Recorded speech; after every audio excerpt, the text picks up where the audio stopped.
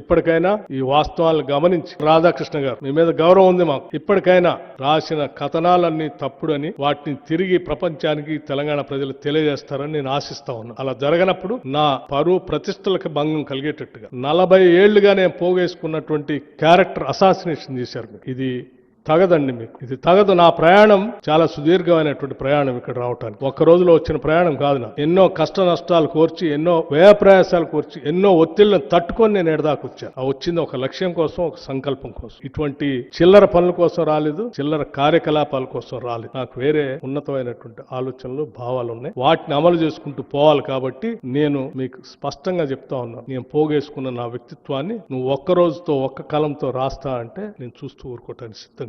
దయచేసి ఇప్పటికైనా మీరు, నేను వ్యక్తిగతంగా అడుగుతా ఉన్నాను, ఈ రాష్ట్ర ఉప ముఖ్యమంత్రిగా అడుగుతా ఉన్నాను, రాసిన దాన్ని పొరపాటని మీరు తిరిగి వాస్తవాలన్నీ ప్రచురిస్తారని ఆశిస్తా ఉన్నాను.